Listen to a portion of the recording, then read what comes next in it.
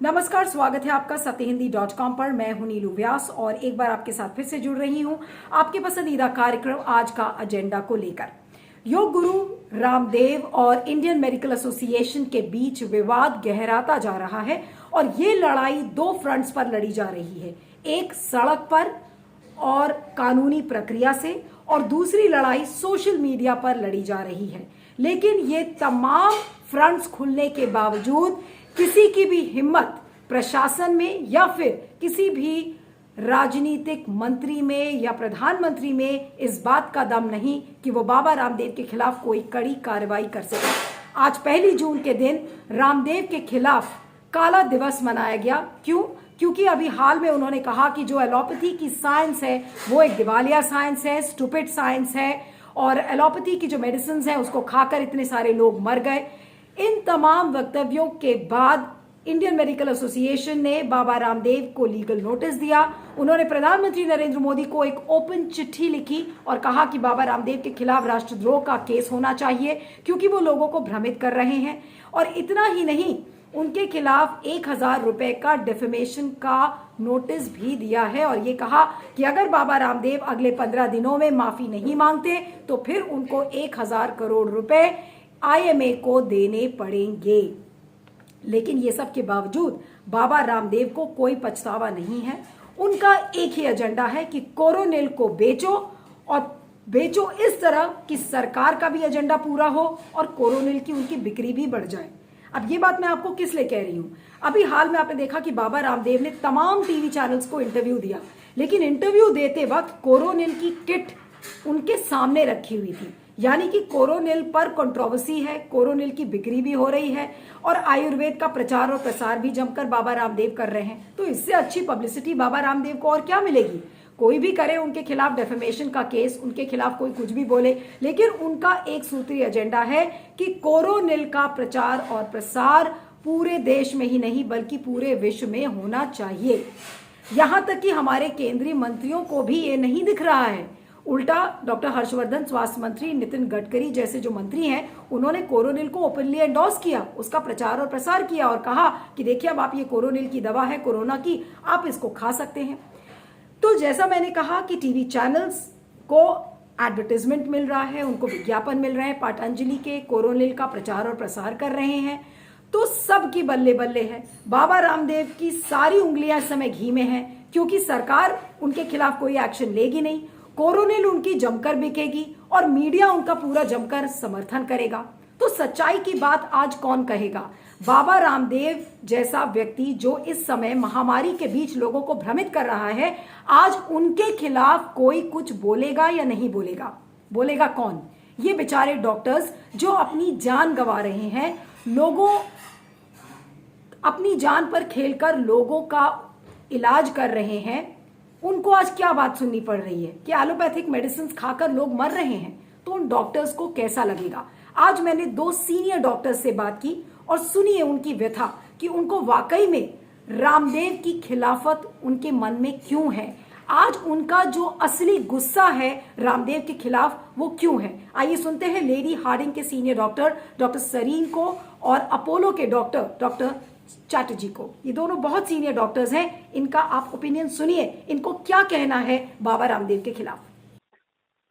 और मैं सरकार के बारे में कोई भी व्यक्तित्व नहीं देना चाहूँगा, बट मेरे बाबा रामदेव के कमेंट्स के बारे में अपने विचार हैं।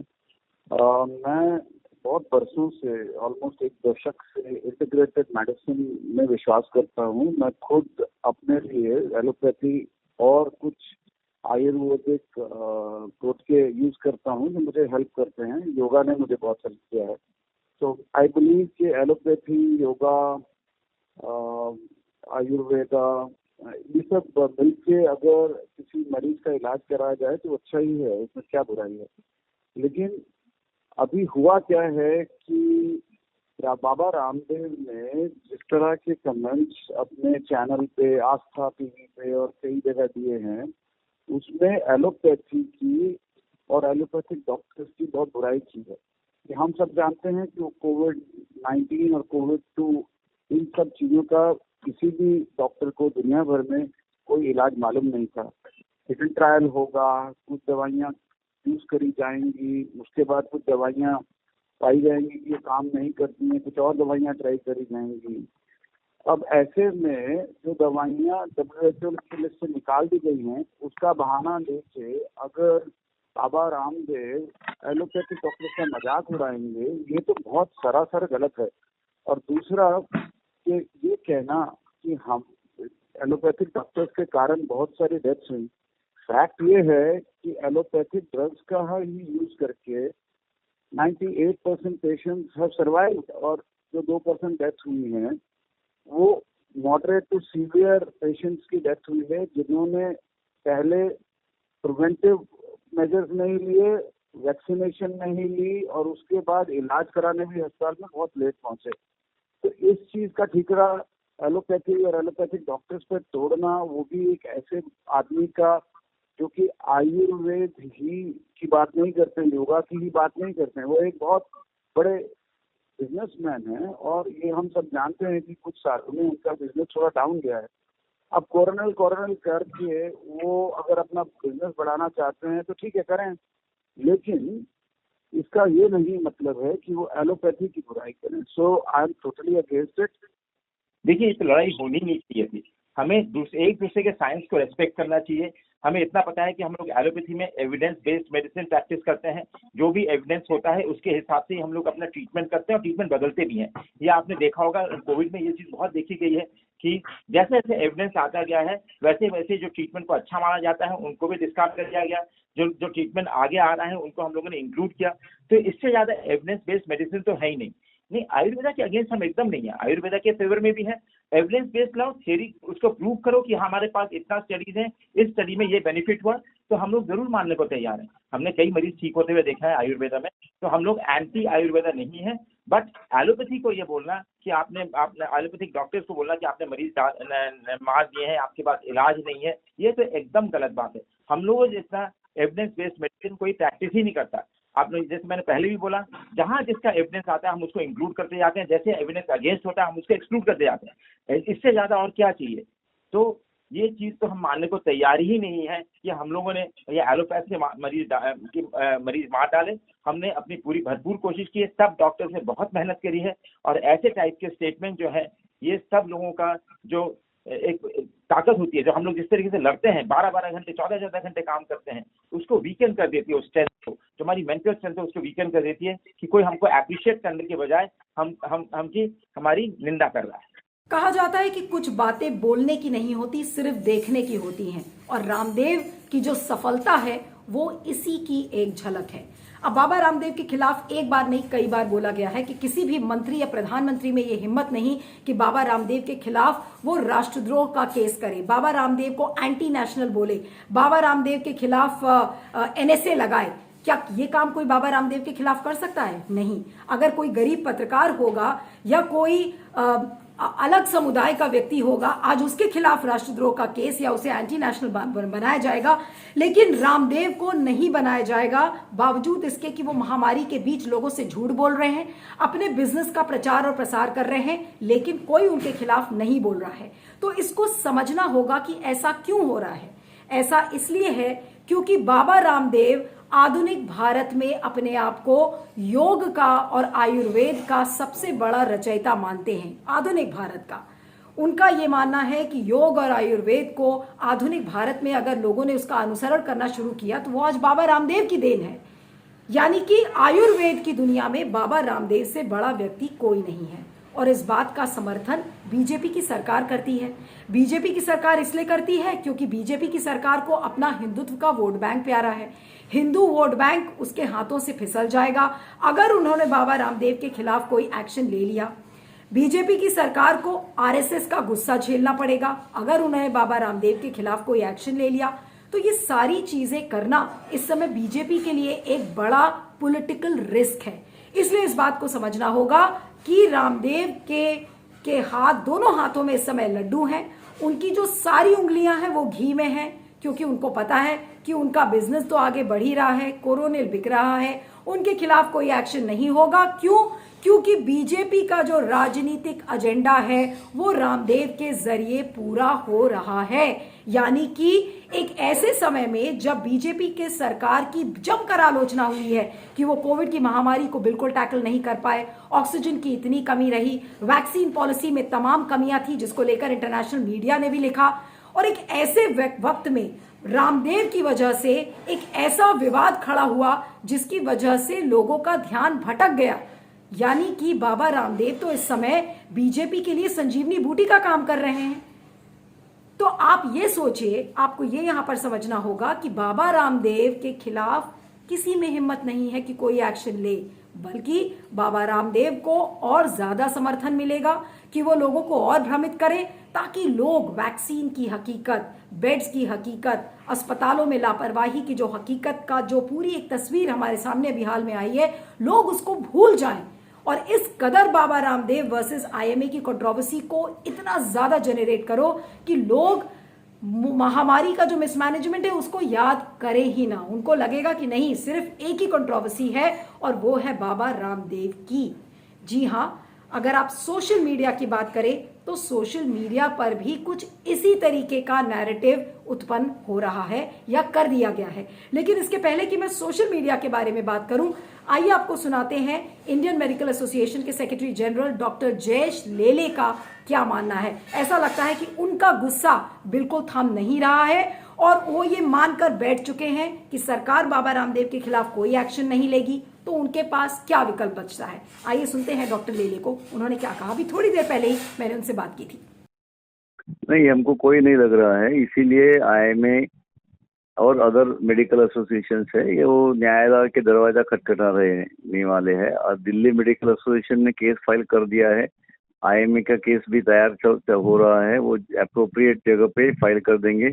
क्रिमिनल कंप्लेंट हमने फाइल कर दिया है, अगर एफआईआर वो मिल गया तो चलेगा, नहीं मिलेगा तो हम लोग मेट्रोपोलिटन मजिस्ट्रेट में जाके वहाँ भी केस करेंगे और सुप्रीम कोर्ट में पिटिशन करेंगे। आज के तारीख में आयुर्वेदिक जो पढ़े लिखे डॉक्टर है, वो आयुर्वेदिक पढ़े लिखे डॉक्टर जो प्रैक्टिस कर रहे हैं वो भी समझते नहीं है कि ये आयुर्वेदिक डॉक्टर है करके, तो इसको क्या राइट है। तो ये मैं नहीं समझता हूँ कि आयुर्वेद और एलोपैथी में झगड़ा है। हमारा कोई झगड़ा नहीं है आयुर्वेदिक के साथ में, हमारा ये आदमी के साथ में झगड़ा है जो गलत तरीका अपना रहा है। ये देखिए, जब भी खुद की विकेट या खुद का जब भी वीक होता है तभी वो दूसरे सभी लोगों का सहारा लेता है। हमको ये सब सहारा करने का जरूर नहीं है। हमने हमारा जो प्लान ऑफ एक्शन हमने तय कर लिया है हमारे सब बुजुर्ग प्रेसिडेंट सेक्रेटरीज ने, और उस तरीके से हम चल रहे लाइन ऑफ एक्शन से। हमको ये सब गंदी करने की जरा भी आदत नहीं है। और मेरे कितने ट्विटर अकाउंट खोल दिए गए हैं 4 दिन के अंदर, और क्या क्या हो रहा है ये, इसका मतलब ये है कि ये गलत तरीका अपना रहा है, क्योंकि उसको खुद को मालूम है कि वो गलत कर रहा है। तो we are truth, we follow the truth and we will be the truth winners at the ultimately. IMA कहाँ से एंटी हिंदू होएगा। अब उनका जो संस्थापक है डॉक्टर बीसी रॉय, वो एक अच्छे खासे प्राइम मिनिस्टर थे, चीफ मिनिस्टर थे बंगाल के कितने साल से। उन्होंने चालू कर दिया था इंडियन मेडिकल एसोसिएशन, और आज के तारीख में कितने नॉन ऐसे डॉक्टर्स है ऑल ओवर इंडिया, हमारे कितने डॉक्टर्स हो गए जो प्रख्यात है। हमें कोई we are most kind of we are our intention is to treat the patients. हम वहाँ कोई देखते नहीं है कि ये कौन पेशेंट है क्या है, हम मरीज देखते हैं, मरीज को इलाज करते हैं। दूसरा फ्रंट जो मैंने आपको बताया था कि दूसरा फ्रंट जो बाबा रामदेव के खिलाफ जो दूसरे फ्रंट पर लड़ाई चल रही है वो सोशल मीडिया पर है। सोशल मीडिया पर एक बहुत ही घिनौना एक नैरेटिव बनाया जा रहा है और वो ये कहा जा रहा है कि चिकित्सा का ईसाईकरण हो गया है। ये किस लिए कहा जा रहा है? क्योंकि इंडियन मेडिकल एसोसिएशन के जो हेड हैं, यानी कि जो वहां के प्रेसिडेंट हैं, वो एक क्रिश्चियन है। उनका नाम है डॉक्टर जॉन ऑस्टिन जयलाल। जी हाँ, वो एक सर्जन है एक मेडिकल कॉलेज में, लेकिन क्रिश्चियन है, इसलिए उनके खिलाफ जमकर ट्रोलिंग हो रही है। और आचार्य बालकृष्ण ने यह कहा कि ये इंडियन मेडिकल एसोसिएशन बहुत ही एंटी हिंदू है और क्रिश्चियनिटी को बढ़ावा दे रहा है। अब जरा गौर करिएगा, ये जो नैरेटिव है, क्या बीजेपी की पॉलिटिकल स्क्रिप्ट को ये सूट नहीं करता? क्योंकि इससे हिंदुत्व का एजेंडा आगे बढ़ता है और ईसाइयों को दबाने की भी कोशिश की जाती है। यहाँ पर जो पॉन है, यहाँ पर जो एक शिकार जिसको बनाया गया है वो है डॉक्टर जयलाल, जो कि एक क्रिश्चियन है, और उनके बहाने जमकर एक इस तरीके का नैरेटिव क्रिएट किया गया कि देखिए जो डॉक्टर जयलाल तो जो अपने इंटर्न्स हैं, जो डॉक्टर्स हैं, जो मेडिकल के छात्र हैं, उनको क्रिश्चियनिटी में बदलना चाह रहे हैं। लेकिन आपने कभी ध्यान दिया कि डॉक्टर जयलाल ने क्या कहा था? डॉक्टर जयलाल ने 2 मैगजीन्स को इंटरव्यू दिए थे और उन्हीं 2 मैगजीन्स को अपनी अपनी कैपेसिटी में उन्होंने इंटरव्यू दिया और उस इंटरव्यू को इतनी बुरी तरह से डिस्टॉर्ट किया गया कि उस पूरे इंटरव्यू का नैरेटिव इस तरीके से पेश किया पातंजलि ने और राइट विंगर्स ने, ट्रोलिंग आर्मी ने, कि ऐसा लग रहा था कि ये जो पूरी लड़ाई है ये क्रिश्चियनिटी के खिलाफ हो गई है, क्योंकि वो ऐसा पेश कर रहे हैं कि यहाँ पर लोगों को का धर्म परिवर्तन किया जा रहा है, उनको ईसाई धर्म में कन्वर्ट किया जा रहा है महामारी के दौरान। एक इस तरीके का नैरेटिव क्रिएट करने की कोशिश की जा रही है।